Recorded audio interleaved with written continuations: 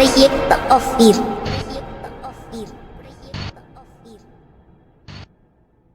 Capítulo 10. Mundos en que no existe la muerte. Al finalizar el capítulo anterior, nos hemos referido al propósito de Edison de lograr un mecanismo para comunicarse con los espíritus de las personas fallecidas. Tal vez lo habría conseguido, pero la muerte detuvo sus investigaciones. No obstante, su afanoso empeño en tal sentido es una demostración de que aquel sabio conocía ese terreno. Y no es extraño, porque el hombre que inventara el fonógrafo, las lámparas incandescentes y más de 1000 otros inventos de gran utilidad para nuestra humanidad, fue miembro, en secreto como todos los demás, de la más rígida y hermética escuela iniciática entre las mencionadas en el capítulo anterior, la de los Caballeros de la Mesa Redonda. Porque en esas escuelas, al llegar a ciertos grados o estados evolutivos de propia superación, los más adelantados alcanzan a desarrollar la visión clarividente, no con órganos permanentes como en la humanidad de Ganímedes, pero de manera transitoria, consciente y voluntaria, con la cual pueden también conocer, comunicarse y actuar hasta ciertos límites en esa cuarta dimensión. Y en ella comprueban que la muerte, según la conocemos, solo existe en mundos como el nuestro, limitados por 5 sentidos y 3 dimensiones. Para poder comprender la gran amplitud de ese complejo fenómeno de la vida que en nuestro mundo llamamos la muerte, es indispensable conocer una serie de factores que intervienen en un desarrollo, verdades cósmicas íntimamente ligadas al sabio proceso de la evolución universal que, obedeciendo a las grandes leyes del cosmos, buscan facilitar el alcance de la perfección a todos los seres que viven y se desenvuelven en los vastos confines del universo integral. Como una explicación detallada del tema requeriría, por sí sola, de un amplísimo volumen, y teniendo en cuenta que tales verdades cósmicas han sido enseñadas desde antaño por todas las escuelas esotéricas ya mencionadas, existiendo una abundante bibliografía de distintas épocas para ilustrar a quienes lo deseen, nos concretaremos a presentar ahora un simple bosquejo esquemático, una síntesis clara pero sencilla, lo suficientemente explícita para que los profanos alcancen a tener una idea básica de los fundamentos sobre los que gira todo el proceso de la evolución de la vida en el cosmos, pero sin ir más allá de los límites de un boceto elemental. Los que, después de leer esto, desearan ampliar sus conocimientos sobre el tema, pueden encontrar en todas las bibliotecas y librerías especializadas en asuntos de metafísica y ciencias esotéricas gran cantidad de libros que se ocupan detalladamente en este estudio.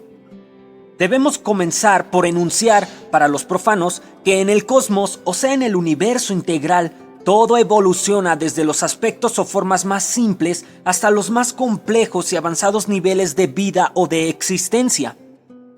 En todos los reinos de la naturaleza y en todos los planos, mundos o dimensiones de la misma, se cumple esa eterna y gran verdad cósmica.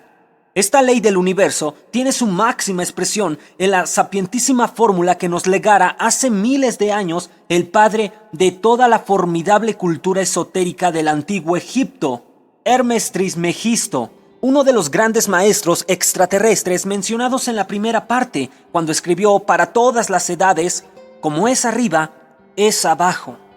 Y esto ha sido comprobado por el correr de los siglos por los más connotados sabios de la Tierra. Quería decir que así como la vida se manifiesta en lo más pequeño, en lo más íntimo y oculto del universo y del cosmos, así también actúa en lo más grande, en lo más evidente y magno de toda la creación. Ejemplos científicamente comprobados existen por millares. Basta con uno solo, pero de fuerza contundente. Los átomos son verdaderos sistemas planetarios microscópicos, en donde las fuerzas y energías cósmicas y universales actúan de la misma manera que en esos otros átomos gigantescos, los magnos sistemas estelares o familias planetarias que pueblan los espacios infinitos. Y otra de esas grandes verdades eternas es que nada se destruye totalmente. La energía y la materia pueden manifestarse en las más variadas formas, en las múltiples fuerzas que mueven los más variados mundos y a todos los seres que en ellos evolucionan. Nuestra ciencia igualmente ha comprobado esta otra ley universal. La materia y la energía pueden transformarse hasta lo infinito, manifestarse en los niveles más distantes de la vida, actuar y trabajar desde los aspectos microscópicos incalculables hasta las magnitudes astronómicas también inalcanzables todavía por nosotros. Pero jamás se destruyen totalmente, aunque en apariencia creamos que un fenómeno determinado ha ocasionado la destrucción de cierta forma de materia o de energía. La ciencia nos demuestra que solo ha habido un cambio, una transformación, en nuevos elementos o compuestos, en nuevas fuerzas o manifestaciones de energía, que siguen existiendo y trabajando en ese infinito e inconmensurable sendero de la vida eterna.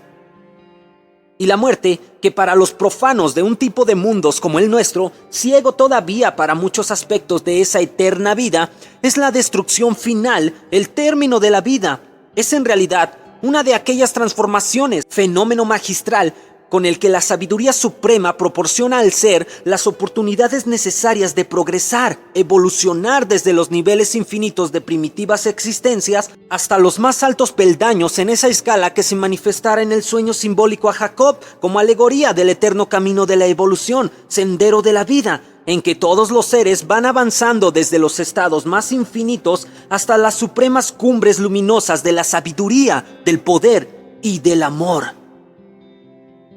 Y en ese progreso paulatino, ese largo camino de la evolución no puede alcanzarse en una sola existencia.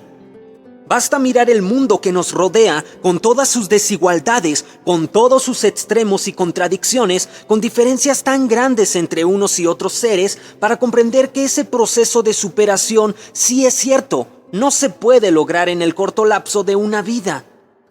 Por muchos que sean los años en la existencia de un hombre, es imposible que un salvaje, como los primitivos habitantes de las cavernas trogloditas, llegue a convertirse en tan corto lapso en un sabio como Edison, Einstein u otros tantos, o en un santo como Francisco de Asís, pongamos por caso. Pero la misma historia nos demuestra que los pueblos han evolucionado como evolucionaron los hombres. Y si los hombres han ido progresando desde los tiempos cavernarios, y si la humanidad, pese a los muchos defectos que aún tiene, ha llegado hasta niveles de civilización tan altos como hoy ocupa, es lógico pensar que ese proceso de superación se cumple. Y si se cumple, tiene que obedecer a un plan determinado, a un sistema en que se manifiesta una inteligencia capaz de proyectarlo y a la concurrencia de un poder suficiente para mover las fuerzas que pongan en acción tan complicado plan. Y si el plan tiene éxito, si esa humanidad va saliendo de los infinitos niveles del salvajismo y alcanzando etapas cada vez más superadas, tenemos que aceptar que la inteligencia y el poder del proyectista han sido tan grandes como para transformar a toda una humanidad y cambiar todo un mundo. Ahora bien, si ese proceso de superación constante o fenómeno de evolución vemos que se manifiesta no solo en nuestro mundo, sino en otros, como el caso que venimos estudiando en este libro, ante la innegable presencia de seres más adelantados que nosotros, tenemos que reconocer, pese a cualquier escepticismo, por consigna o por capricho, que esa inteligencia y poder de tan magno proyectista llega a otros mundos, a otras humanidades, con la misma potencia y la misma sabiduría comprobadas por nosotros. Quien ha probado planear tales procesos y realizar sus planes con los efectos que evidencia cada caso, demuestra innegablemente la existencia de un ser o seres capaces de dirigir y controlar la vida en cualquiera de los mundos que integren nuestro sistema solar.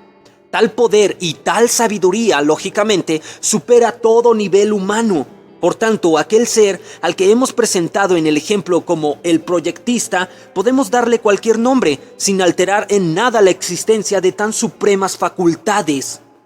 Y nuestra humanidad, como también la de Ganímedes, lo han llamado Dios.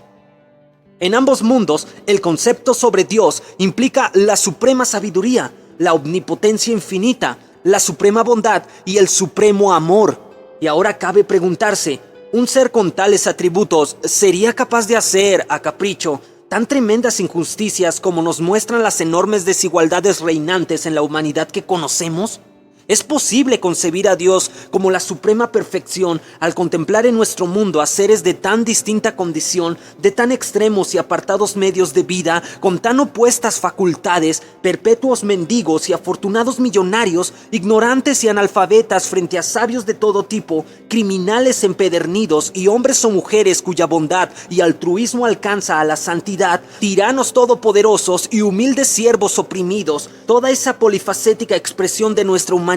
con sus vicios y virtudes, arrastrándose en el camino de la vida?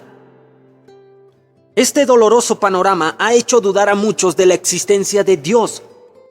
Muchos ateísmos se han basado precisamente en el elevado anhelo de una mayor justicia, de una mejor nivelación, y al no lograr la explicación razonable, cayeron en el rechazo de todo concepto de la supremacía divina y de la negación absoluta de esos mundos superiores predicados por las religiones. Pero la respuesta a sus anhelos y preguntas estuvieron siempre en las profundas lecciones de esas escuelas iniciáticas tantas veces mencionadas, en las antiguas y siempre nuevas enseñanzas que, al darnos el conocimiento de otros planos, de otros mundos y dimensiones en que se desenvuelve la vida y todas las fuerzas y leyes del cosmos, explican ampliamente el porqué de ese acertijo. En una sola existencia no se puede dar el gigantesco salto desde el primitivo salvajismo en que estuvieran sumidos los contemporáneos del Pithecanthropus erectus, de los hombres de Cro-Magnon o del Neandertal, hasta los de nuestro siglo XX. Esto es obvio.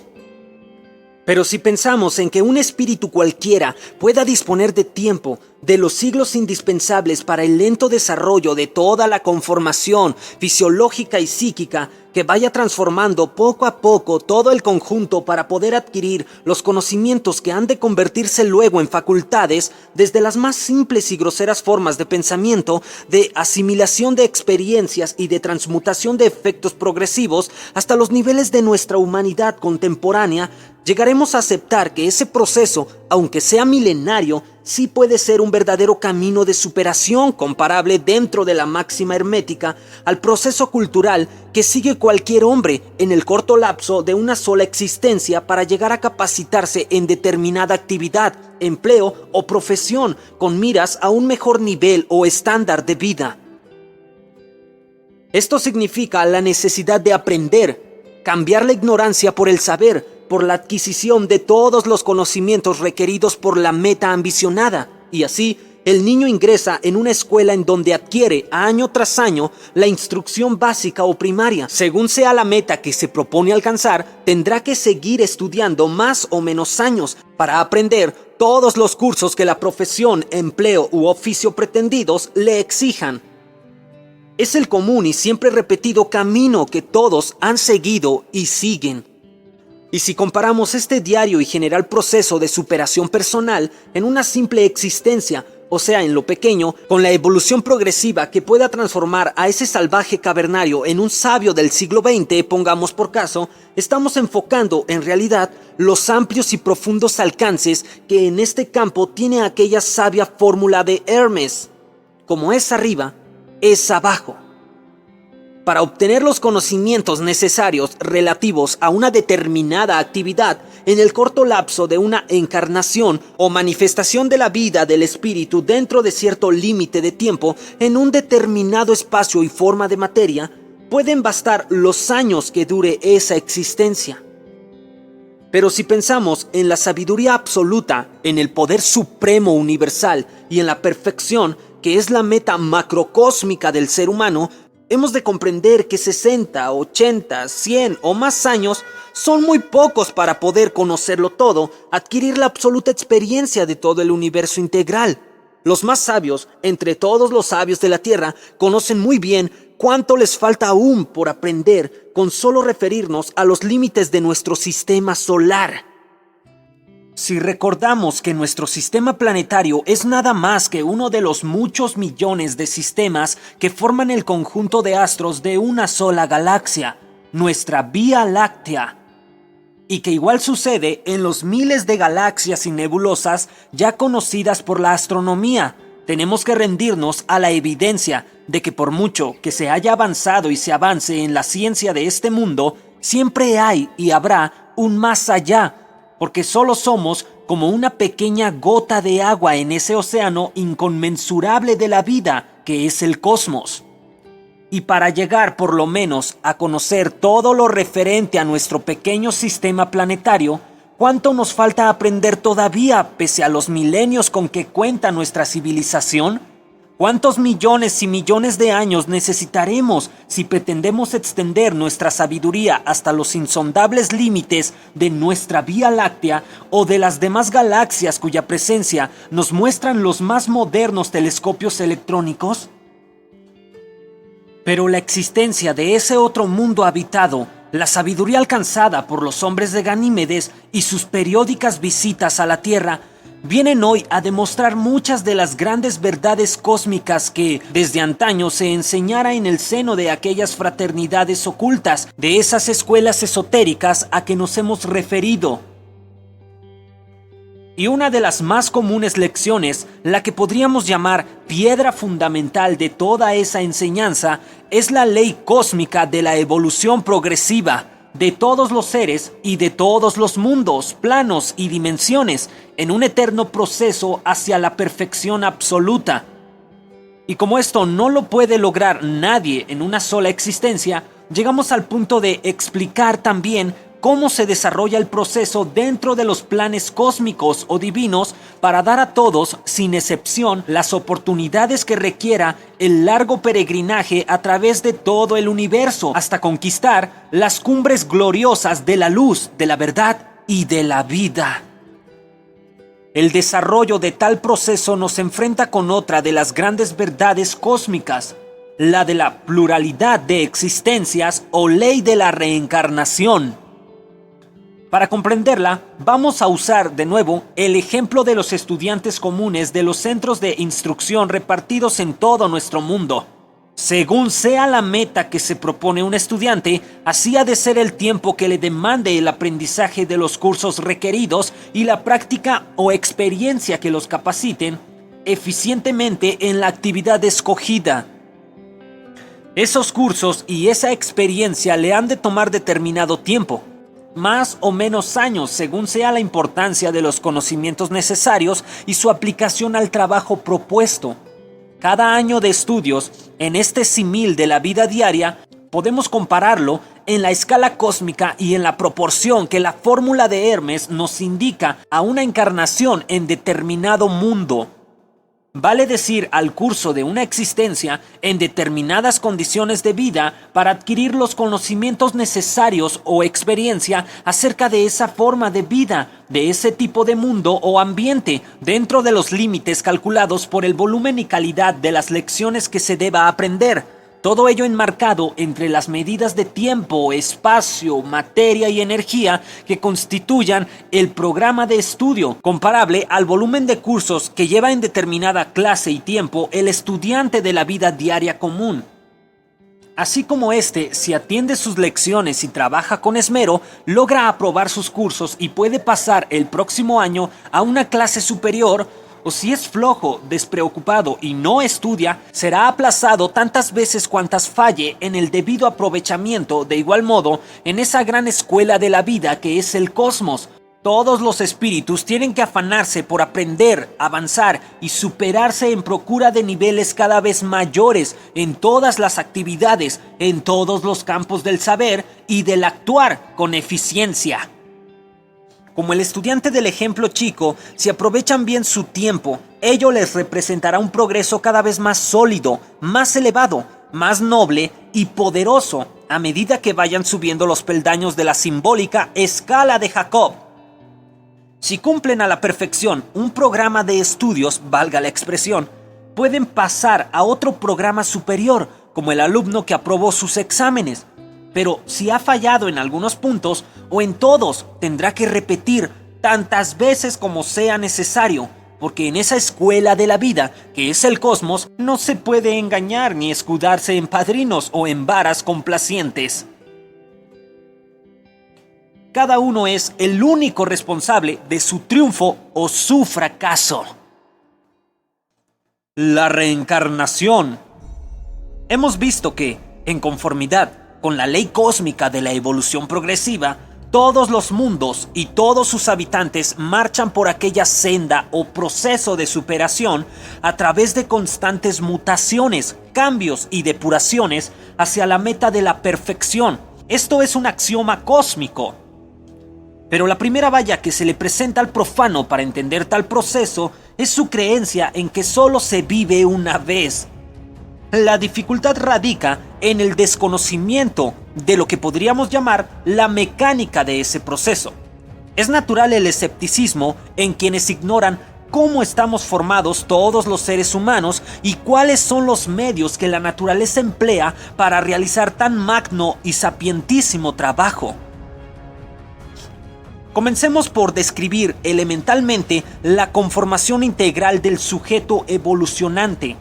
Para ello, tenemos que partir de la base fundamental ampliamente explicada por la metafísica y la psicofísica del cosmos, que toda entidad viviente, para poder actuar eficazmente en determinado plano de la naturaleza o mundo, requiere de un cuerpo construido con el tipo de materia correspondiente a ese mundo.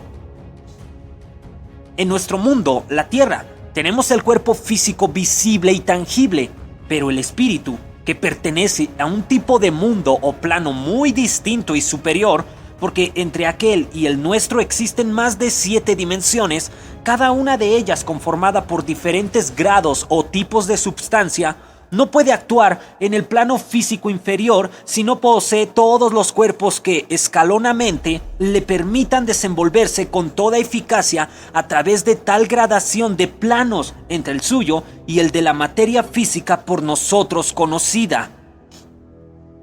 Como esto resulta bastante complicado para quienes no estén suficientemente versados en el tema, simplificaremos la exposición agrupando toda esa serie de cuerpos de los que solo son visibles para nuestros sentidos. El más bajo o de primer plano, el de carne y hueso, como lo llama el vulgo, y en cierta manera, en condiciones especiales, el segundo, el cuerpo etérico. Este es una reproducción exacta de todos los órganos o partes que forman nuestro cuerpo visible, pero constituido por materia de tipo mucho menos densa, algo así como la materia de que están formadas todas las ondas que se utilizan para la radio, televisión, radar, etc. No las vemos, pero sabemos que existen y las evidenciamos y utilizamos en diferentes usos. Asimismo, el cuerpo etérico puede evidenciarse de maneras diferentes y hasta llegar a ser visible por algunos con cierto adiestramiento de la vista, como una sutil fosforescencia en la oscuridad. Su misión es captar las diferentes formas de energías cósmicas y solar, vivificando todo nuestro sistema celular, el cual es impregnado a través de la constitución molecular de todos los órganos y de todos los tejidos, fluidos y demás que integran el cuerpo físico visible. Todos habrán sentido alguna vez el común fenómeno de adormecimiento de un miembro. Se me durmió la mano o el pie, decimos, al notar ese órgano pesado, insensible, paralizado momentáneamente. Ello se debe a que, de momento, el cuerpo etéreo se ha separado en esa región del cuerpo físico. Esto es también la base de la anestesia, ya sea por medios químicos, magnéticos o psíquicos, los cuales, al separar al etérico de alguna porción de nuestro organismo o totalmente en el sistema nervioso, alejan toda sensibilidad. Este cuerpo etérico también es conocido como cuerpo vital, pues vitaliza permanentemente al físico al observar y transformar las energías ya mencionadas, canalizándolas hacia todos los órganos del mismo, y además sirve de puente o enlace con el inmediato cuerpo superior, en ese entrelazamiento o compenetración magistral de todos los elementos, cuerpos o vehículos de vida y de inteligencia que permiten al espíritu participar del conocimiento y de la actividad de los diferentes planos de existencia entre su mundo y el de la materia inferior. Aquel otro elemento cósmico o vehículo intermedio es quizá uno de los más importantes del conjunto. Se trata del alma. Para los profanos resultará muy confuso todo esto. La mayoría de las gentes confunde alma con espíritu. Son dos cosas o elementos diferentes. El espíritu es mejor llamarlo ego, del latín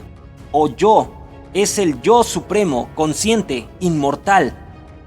El que actúa, estudia y aprende, el que decide y adquiere para siempre toda la experiencia de su peregrinaje por la senda de la vida, porque todos los conocimientos que se aprende en todos los campos de experimentación, planos o mundos, y en todas las materias y sus diferentes grados, son asimilados por el ego, quedando grabados en su conciencia para siempre, perpetuamente, pues siendo inmortal, al ser una emanación de la fuente eterna de la vida o Dios, una vez nacido o creado, vive en perpetuidad hasta regresar y confundirse en la eternidad con su Padre eterno.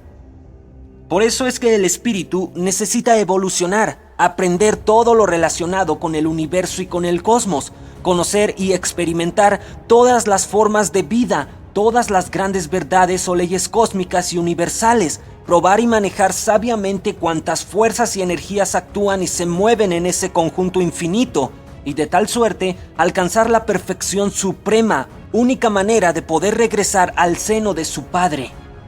El alma es solamente uno de los mencionados cuerpos o vehículos que sirve de puente o lazo intermedio entre los que podíamos llamar el reino del espíritu o plano del ego y el plano de la materia más densa, nuestro mundo. Pero su importancia es muy grande por ser el elemento que, en todo el conjunto constituido por el hombre, es el que norma, dirige y controla todas las emociones, deseos y pasiones del sujeto.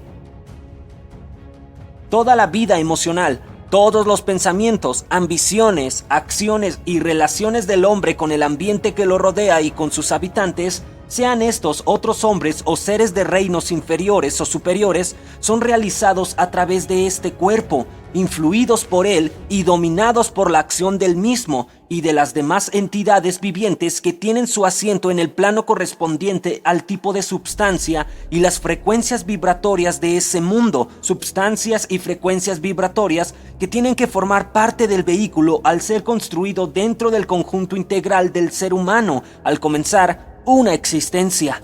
El alma es conocida con varios nombres entre las distintas escuelas esotéricas. Las escuelas orientales por lo general la denominan cuerpo astral, por ser el centro que más capta las influencias cósmicas de los diferentes sistemas estelares cercanos a nosotros. Otras escuelas, como las Rosacruces, lo llaman cuerpo de deseos o vehículo emocional, y su mundo o plano de la naturaleza, plano astral, mundo del deseo o la cuarta dimensión. Tal cuerpo y su correspondiente plano son, como dijimos, el puente inevitable o lazo ineludible entre el cuerpo físico y su contraparte etérica, y ese otro conjunto superior de vehículos entre los que se encuentra la mente y su respectivo plano que le sirven al ego para poder manifestarse y actuar en ese peregrinaje periódico en busca de conocimientos y experiencia en su largo viaje por la senda de la vida y de la evolución. Hemos dicho que íbamos a aclarar el concepto sobre la muerte, y en todo este libro solo nos interesa lo relacionado con la civilización de Ganímedes. Por tanto, no nos ocuparemos de aquel grupo de cuerpos superiores al astral o alma, pues con él tenemos suficiente para la explicación que nos interesa desarrollar. Los demás planos y sus correspondientes vehículos en el hombre podemos agruparlos en torno de la mente para no complicar más el entendimiento de nuestros lectores con asuntos relacionados con la vida más allá de la cuarta dimensión. Cuando nace un ser humano en un mundo como la Tierra, tiene en sí mismo toda la serie de vehículos o cuerpos íntegramente compenetrados unos en otros, pues al ser cada uno de diferentes densidades, sus constituciones moleculares de distinta graduación en substancia y frecuencia vibratoria permite el perfecto y estable acoplamiento y funcionamiento de todo el conjunto dentro de los niveles que a cada plano le corresponden. Hemos dicho que el ego no pierde ni olvida nada de lo aprendido en cada existencia. Pero esto se manifiesta solo cuando el ego se encuentra libre de los lazos de todo ese conjunto de cuerpos, porque cada uno de ellos, por sutiles que sean los superiores, vienen a representar, en cierto modo, una limitación a la plenitud de facultades del espíritu, y las más fuertes de esas limitaciones las ofrece el cuerpo físico, por la extremada condensación de sus materiales. Es como si un hombre cualquiera tuviese que actuar en un medio ambiente metido en una pesada armadura o dentro de varias escafandras superpuestas que limitarían grandemente la libertad y ligereza de sus movimientos. Además, al nacer con un cerebro nuevo no puede traer a ese cuerpo nuevo la memoria del pasado, porque el cerebro, como si fuera una máquina electrónica, grabadora o computadora, solo puede saber lo que ha recibido en conocimiento y trabajo durante su existencia. Y ese cerebro no existía en las vidas anteriores, sino otros cerebros que se desintegraron al morir. Y esta es la clave de todo el proceso de la reencarnación. Como un cuerpo físico no puede alcanzar más que limitados periodos de tiempo, y esos lapsos no bastan para adquirir la sabiduría, no digamos del cosmos, ni de un solo mundo en su totalidad, no hay otro medio para el ego que cambiar de cuerpo una vez que el que estaba empleando ya no sirva. El cuerpo físico, igual que toda máquina, se desgasta con el tiempo y el trabajo. Llega a resultar inútil con las enfermedades y la vejez, y su ocupante, el espíritu, se ve forzado a abandonarlo al término de esa existencia, que fue en realidad un programa de estudios, como vimos en el ejemplo anterior de las clases y de los alumnos. Ha llegado el momento de la partida. Esto es la muerte. Al paralizarse, el funcionamiento de la máquina por falla de alguna de sus piezas más debilitadas o por cualquiera otra de las muchas causas que puedan intervenir en el deceso, comienza un proceso inverso al que sirvió en la construcción de todo ese conjunto. El cuerpo vital o etérico deja de funcionar y toda la estructura física, al faltarle su energía, entra en un periodo de desintegración total. El ego, después de un lapso de más o menos 20 a 30 horas, tiempo en la cual descansa en una situación parecida a un sueño profundo, requerida por la naturaleza para permitir que el ego asimile y fije en su memoria perpetua el total de las experiencias pasadas en esa existencia que acaba de terminar, se desprende del cuerpo físico llevando consigo a todos los demás vehículos enlazados a él por el cuerpo astral o alma. Desde ese momento, su actividad se desarrolla en la cuarta dimensión. Sin embargo, según haya sido la influencia que la vida en el mundo físico tuviera para él, discurrirá algún tiempo recorriendo los lugares en que acostumbrara a actuar durante la existencia que acaba de terminar. Este periodo puede ser más o menos largo, de acuerdo con el grado de evolución alcanzado por el ego, y generalmente es motivo de gran confusión para él mismo, pues al no tener ya el cuerpo de materia física resulta enteramente invisible, inaudible e intangible para los demás seres encarnados. Pero él, por la visión espiritual que posee y manteniendo aún toda la gama de los demás cuerpos desde el astral, se ve, se siente, piensa igual como era hasta antes de morir, y esto le produce una rarísima impresión de supervivencia, que en los menos adelantados no les permite comprender al principio la realidad de su nuevo estado. Al dirigirse a todas las personas con quienes alternara en esa encarnación y no ser percibido por ellas, pasa por una larga serie de situaciones incomprensibles que pueden ser motivo de sufrimiento en mayor o menor grado. Por eso es que todas las religiones piden a sus feligreses alejarse de los lazos de la materia. Pero son muy pocas las que explican el fenómeno en su positiva realidad. Tal situación, además, es la real explicación de muchos fenómenos telepáticos y apariciones post-mortem, ya que en este periodo el ego, impulsado por vehemente deseo de comunicarse con los suyos, consigue muchas veces, aunque no posea todavía la clave para hacerlo, que la sutil materia de su cuerpo astral llegue a condensarse por la fuerza mental que su anhelo está generando en todo el conjunto de cuerpos que todavía lo acompañan. Y esa condensación, cuando alcanza los límites de la materia física, asume formas visibles y audibles para nuestros sentidos. La aparición y los efectos sonoros son captados por las personas en el plano físico, y tal fenómeno explica la presencia y realidad de tantos hechos a los que la humanidad encarnada ha denominado vulgarmente fantasmas. Tal materialización puede repetirse y obtenerse voluntariamente cuando el ego conozca las leyes cósmicas y las fuerzas que en ellas intervienen.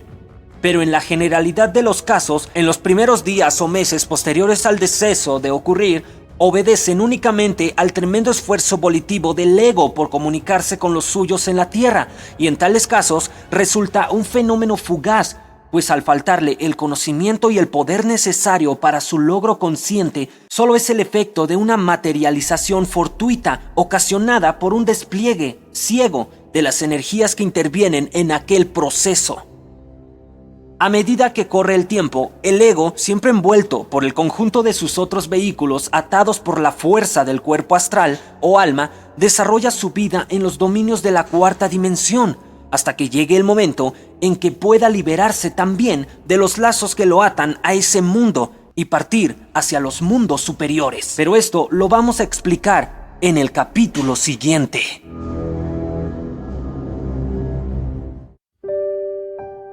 Permítaseme mandar un saludo muy especial para Paul Miranda de Santa Cruz, Bolivia. Muchas gracias por el apoyo al canal. Saludos y bendiciones hasta Bolivia. Y muchas gracias por las recomendaciones. Miranda, recuerda, los pies en la tierra, la mirada en lo alto y el corazón en amor. Hasta pronto.